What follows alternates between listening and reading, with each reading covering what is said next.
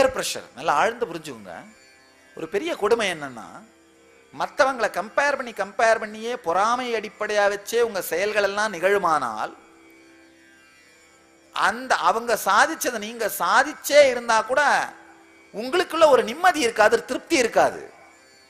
அவர் வாங்கிட்டாருன்றதுக்காக நீங்களும் பணத்தை சேர்த்து ஒரு பென்ஸ் காரை வாங்கிடுவீங்க. அதை ஓட்டிட்டு இருக்கும்போது இது என்னடா ஒன்றும் பெருசா ஒன்றும் இல்லையே, அந்த கார் இந்த கார் ஒரு மாதிரி தான் இருக்கு, இதுக்கு போயா இந்த பாடுபட்டோம், அந்த அம்மா போட்டிருக்காங்களே ஒரு நகையன்னு பார்த்து நாமளும் வயிறறிஞ்சு என்ன பண்ணுவோம், எப்படியாவது தேடி கண்டுபிடிச்சு அந்த மாதிரி ஒன்றை வாங்கி மாட்டிடுவோம்.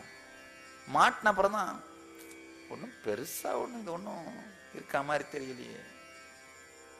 சில நேரத்தில் பொறாமை நம்முடைய வாழ்க்கையிலே நம்மை எடுக்க வைக்கின்ற முடிவுகள் ரொம்ப காஸ்ட்லியான முடிவுகளா இருக்கு, ரொம்ப காஸ்ட்லியான முடிவுகளா இருக்கு.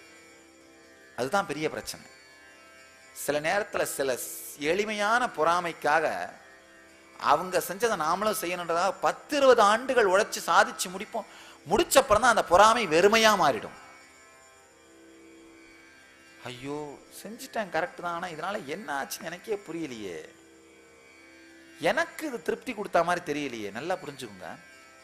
உங்களுடைய ஆசைகளை நீங்கள் வாழ்ந்தீர்களானால் அது சாதாரண ஆசையாக இருந்தாலும் திருப்தியை அளிக்கும்.